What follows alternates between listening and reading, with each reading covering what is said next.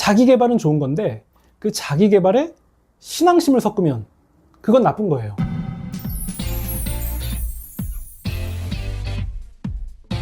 이불 정리부터 해봐라. 새벽 5시에 일어나봐라. 하루에 책 한 장 읽기를 시작해봐라. 이런 걸 자기계발서에서는 이런 말로 표현하더라고요. 실행력을 높여라. 물론 좋아요. 가만히 있는 것보다는 뭐라도 시도해보는 것은 매우 의미 있는 거죠. 꽤 많은 그리스도인 청년들도 이 자기계발에 관심이 많더라고요. 동기를 부여하고 노력과 수고를 하고 도전한다는 것은 굉장히 멋진 일이죠. 뭐 이런 측면이라면 이 자기계발은 선택이 아니라 필수 같습니다. 그러니까 이 자기계발이라는 것 자체는 굉장히 좋은 건데요. 그런데 여기에 문제가 있어요. 신자들이 이 자기계발이라는 것에 신앙심을 섞는다는 거예요. 이 신앙심을 섞을 때 이런 말을 자주 하는 것이 특징이에요. 하나님이 내게 사업의 흐름을 보여주셨다? 하나님이 내게 이 돈이 모이는 원리를 깨닫게 해주셨다? 하나님이 이렇게 성실한 나에게 복을 주실 것이다. 그냥 자기계발서 보고 배웠다. 혹은 자기계발서를 따라했다. 이렇게 말해도 되는데 하나님이 하셨다는 어떤 신적 색채를 자꾸 입혀요. 제가 설교할 때마다 하나님이 나에게 말씀하셨다. 하나님이 나에게 뭘 보여주셨다. 이렇게 말씀드리기 시작하면 이 어떤 부작용이 일어나게 될지 예측되지 않습니까? 이거랑 똑같아요. 신적 권위를 입히거나 과시하는 행위예요. 자신도 속고 있고 사람들도 속이고 있는 거예요. 이거 성경도 자기계발서처럼 보고 있는 게 아닌가 의구심이 듭니다. 근데 문제들 중에서 가장 큰 문제가 뭔지 아세요? 이 자기계발과 신앙을 섞는 사람들이 하나님께서 주시는 복을 물질적인 형통과 성공으로 딱 규정을 해버렸다는 거예요. 이게 제일 큰 문제예요. 오해는 없었으면 좋겠습니다. 물질적으로 성공하는 건 다 나빠. 이런 얘기가 결코 아닙니다. 성공은 다 안 좋은 거예요. 그런 얘기 결코 아니에요. 왜 자기계발서나 영상 같은 것을 보고서 자기가 딱 규정한 것을 왜 하나님이 주시는 복이라고 규정하고 왜 하나님이 자기가 규정한 것을 들어주셔야 옳다고 생각하는 거죠? 이 점을 분명하게 하셔야 됩니다. 복을 규정하시는 분은 하나님이시고 내가 규정한 것에 하나님을 맞추는 게 아니라 하나님이 규정하신 것에 나를 맞추는 것이 맞습니다. 이 자기계발에 이 종교적인 색채를 입혀버리면 이 과시의 형태로 드러나는 경향이 있습니다. 아까 그 실행력이라는 단어 기억하시죠? 그 자신의 실행력의 밑바탕에 말씀이 기초에 있다는 것을 과시하고 기도 생활은 어떻게 하고 있는지를 과시하고 이런 종교적 실행력을 높이면 높일수록 하나님이 내가 규정한 그 복, 그 성공, 그 형통을 현실화시켜 주실 것이라고 마음대로 믿어요. 그리고 꼭 나오는 마무리. 교회당을 지을 거다, 뭐 선교 후원할 거다. 근데 잘 보세요. 이런 과시의 정점에는 내가 있지 않나요? 그렇다면 그건 신앙이 없다는 강력한 반증이에요. 이쯤 되면 보이실 거예요. 하나님이 계셔야 되는 자리에 자꾸 내가, 나의 실행력이, 나의 성실함이, 나의 무엇이 들어서려고 하는 것. 이게 자기계발과 신앙을 섞은 것의 정체예요. 가장 최악의 상황은 그런 식으로 하다가 정말 운 좋게 성공이라도 덜컥 해버리는 상황이에요. 그렇게 돼버리면 이건 무조건 하나님이 응답하신 거라고 착각하게 되거든요. 이 성공을 경험해버리니까 누구의 조언이나 교정, 충고 이런 것들이 전혀 귀에 들어오지 않게 될걸요? 왜죠? 나는 이미 경험했고 나는 하나님 뜻대로 가고 있고 너희는 아직 이 경지에 이르지 못한 사람들. 이런 우월감 속으로 깊이 들어가 버렸기 때문이에요. 이쯤 되면 자신은 반쯤 신적인 존재가 된 거죠. 하나님이 나에게 특별한 복을 주셨다. 자신의 경험과 이론, 또 성실함, 실행력, 그리고 종교적인 실행력까지 이미 자신에게 우상이 돼버렸고 또 진리가 돼버렸기 때문에 이거 복이 아니라 큰일 난 거예요. 자, 근데 우리가 이쯤에서 환상, 거품 이런 것들을 좀 걷어내고 좀 냉정하게 판단해 볼게요. 우리의 삶은 아무리 실행력을 높인다 해도 사실은 잘 안 될 때가 훨씬 더 많아요. 왜죠?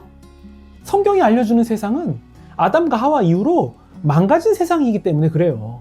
나쁜 사람이 더 형통하고 잘 되잖아요. 부정한 방법으로 더 승승장구하기도 하고 꼭 그런 사람들이 투자하면 돈도 잘 모여요. 사람도 많이 모이고 인기도 얻고 지지도 받고 실제로 이런 일들이 일어나잖아요. 왜 그렇죠? 왜 세상은 이런 식인 거죠? 아담과 하와 이후로 망가진 세상이기 때문에 그래요. 그러니까 하나님을 정말 신실하게 잘 섬겼는데도 뭐가 잘 안 풀릴 수도 있고 자꾸 꼬여만 가는 느낌이 느껴질 수도 있는 거예요. 아무리 노력해도 안 되는 것이 있고 나의 수고와 성실이 빛나지 않을 수도 있다니까요. 이건 자기 개발이 덜 돼서도 아니고 신앙적인 실행력이 부족해서도 아니고 우리가 살아가는 세상이 망가진 세상이기 때문에 그래요. 다들 경쟁하면서 서로 스펙 쌓는데 혈안이 된 이 세상 자체가 정상이 아니라고 말하면 안 될까요? 도대체 어느 정도까지 성실해야 되고 어느 정도까지 노력을 해야지 그 자기 개발이라는 것에 충족이 되는 거죠? 그 성실의 단계마저도 내가 다 규정해 놓고서는 이 정도 하면 하나님께서 반응하실 것이다 라고 하나님을 규정한 거 아닌가요? 그리고 하나님이 그 반응으로 주시는 복이라는 것도 물질적 형통으로 딱 규정한 거 아니었어요? 말로만 아닙니다 라고 해서 아닌 게 아닌데요. 예수님을 믿어도 풍요롭게 살지 못하고 대박이 나지 못하는 이유는 정말 실행력이 부족해서 그런 거예요? 그래서 자기 개발을 해야 되는 거예요? 다시 높아심을 말씀드리지만 성실하지 말아라, 노력하지 말아라 이런 말씀을 드리는 게 결코 아닙니다. 신자라면 당연히 성실하고 수고하고 노력해야죠. 일하기 싫으면 먹지도 말아야 돼요. 단지 이미 충분히 과도한 세상에서 충분히 그렇게 살아온 사람들에게 더 노력, 더 성실을 요구하는 그런 자기 개발이 당연한 것으로 여겨지지 않았으면 좋겠고 자신을 뽐내는 우월감이 되지 않았으면 좋겠고 그 틀에서 이탈되는 사람들이 게을러서 그렇다고 나약해서 그렇다고 그러니까 더 강해져야 된다고 강요하는 약육강식의 다른 이름이 아니었으면 좋겠습니다. 망가진 세상을 살고 있는 거잖아요. 아무리 안전모를 잘 썼다 해도 낙석이 마구잡이로 떨어지는 그런 곳을 지나가면 다치는 거예요. 더 큰 안전모, 더 좋은 안전모를 더 깊게, 더 성실, 더 노력함으로 눌러쓰지 않아서 다친 거라고 말하지 않고 더 빨리 뛰어서 지나갔어야지, 너가 느려서 그런 거야, 더 빨리 근육을 더 키웠어야지 라고 말하지 않고 지나가야만 하는 이곳이 처음부터 망가진 곳이라고, 위험한 곳이라고 말해주는 것이 좋겠습니다. 사실 나는 이미 충분히 성실했다는 위로에서 출발하시면 좋겠고 이 결과와 달리 스스로에게 충분히 잘했다는 격려가 출발점이면 좋겠고 잘 안 되고 잘 안 풀리는 것이 꼭 내 탓이 아니라는 사실을 잊지 않으시면 좋겠습니다. 그렇기 때문에 우리는 실패와 아픔을 만나는 것이 이상한 게 아니에요. 그런데도 이럴 때일수록 운동을 열심히 하고 새벽 기도를 열심히 하고 또 자기 실행력을 높이면 잘 헤쳐나갈 수 있게 된다고요? 그러면 하나님께서 복을 내려주신다고요? 맞아요. 그런 시도는 좋아요. 그리고 하나님께서 복을 내려주시는 분인 것도 맞아요. 그런데 그 말을 잘 보세요. 이미 하나님께 받을 복을 자기가 딱 규정을 했고 그 복을 이뤄가는 방식마저도 자기가 딱 규정을 했고 하나님은 자기가 규정한 틀 안에서 딱 그 안에서만 움직이셔야만 하는 분으로 만들어간 건 아니었습니까? 그냥 포기하지 말고 벽돌을 한 장씩 쌓아봅시다 라고 담백하게만 말해도 충분히 의미가 있는 거예요. 자꾸 신앙적 느낌, 어떤 실행력을 더해서 이상한 환상을 주입하지는 마세요. 예수 믿고 복받자, 잘 되는 나, 긍정의 힘, 마인드 컨트롤, 무슨 학습법, 새벽형 인간, 그리고 자기개발까지 이거 다 같은 원리에서 나온 거예요. 하나도 새롭지 않아요. 또 문제가 지적되었고 사장되었고 또 이름이 바뀌어서 재등장했고 제 지인이 그랬어요. 이쪽 시장은 앞으로도 안 망할 거라고. 마치 다이어트 시장처럼 세속적 가치의 신앙을 섞은 것을 하나님께서 주시는 복이라고 규정한 그 자체에서 이미 틀린 거예요. 신앙심을 자꾸 섞지 마세요. 그게 교만이에요. 꾸미지 않아도 그냥 자기 개발서 보고 배웠다고, 배운 대로 성실하게 노력하고 있다고 그냥 그렇게 담백하게만 말해도 괜찮은 거예요. 다시 말씀드리지만 노력하고 수고하고 성실한 것은 정말 중요한 거예요. 그냥 필수예요. 더 노력하는 사람을 깎아내리는 것은 이 게으른 사람들이나 하는 일이에요. 그럼에도 그런 것들이 또 다른 종교가 되어서는 안 됩니다. 신앙심을 섞었다고 해서 신적 특수성이 발생되는 게 아니에요. 내가 규정하고 하나님을 거기에 끼워 맞추는 것은 악이에요. 아무리 기도를 많이 하고 아무리 노력을 많이 해도 누군가에겐 육체의 가시가 거두어지지 않는 것이 복이에요. 자기개발과 신앙을 섞어놓은 안경을 쓰고서는 절대로 볼 수 없는 영역이에요. 심령이 가난하고 의에 줄이고 목마른 자가 왜 복인지를 전혀 이해할 길이 없는 거죠.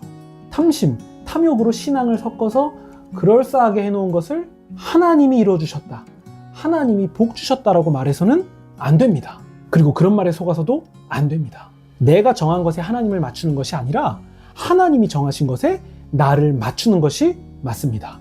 그리고 탐심은 우상숭배예요. 사실 가만히 잘 생각해 보세요. 우리가 기도해서 얻은 것보다 미처 기도하지 못했는데도 우리가 누리는 것이 훨씬 더 많지 않나요? 왜 그런지 아세요? 기도는 노력을 많이 해서 얻어내는 작업이 아니라 하나님이 그런 분이시기 때문이에요. 하나님이 인자와 자비와 긍휼이 많으셔서 하나님의 그 성품대로 우리에게 하시기 때문에, 그래서 우리는 기도하지 못했음에도 누리고 있는 것이지, 내가 기도하고 말 잘 들어서 되는 거라고요? 착각이에요. 진정한 신앙적 자기개발은 바로 이 하나님을 의지하는 능력이에요. 이것을 키우는 거예요. 그래서 이 망가진 세상 가운데서도 하나님의 선하심이 우리의 소망이 되어서 이 썩고 더럽고 쇠하는 이 세상을 잘 지나갈 수 있다면 그걸로 다 된 거예요. 그 길을 가면서 사람들에게 응원의 손길을 내밀고 또 격려와 독려의 말을 건넬 수 있다면 완벽하네요. 끝! 잠깐. 요즘 이 유행하는 이 자기개발 생태계를 좀 제가 들여다보니까 이 찬물 샤워나 뭐 이불 정리부터 해봐라, 새벽에 일어나 보세요, 혹은 책 한 줄부터 읽어보세요, 이런 실행력을 높이기 위한 어떤 모임, 커뮤니티가 덜어 있더라고요. 오픈 채팅방이나 인터넷 카페 혹은 오프라인 모임들이 있는데요. 근데 회비가 있더라고요. 꽤 금액이 비싼 것도 있어요. 좀 이름난 리더가 그런 모임을 만들어서 회비를 거두면 대체로 그 리더의 수익이에요. 인원이 많고 회차가 늘어날수록 리더가 버는 수익도 많아지겠죠? 리더는 그렇게 돈을 버는 건데 그런 구조인 줄도 모르고 자기 개발을 잘해서 돈을 많이 버는 걸로 착각하시더라고요. 참가자들은 그 안에서 자극도 받고 실행력도 높이고 꿈도 꾸는 것 같은데, 이건 좀 경계하세요. 이런 모임마저도 이 신앙을 섞어 놓은 복잡한 모임이 있더라고요. 신앙이 섞여 있으니까 마치 흡사 교회인 줄, 하나님이 복 주시는 특별한 모임인 줄 착각하시는데 속으시면 안 됩니다. 특히 청년들.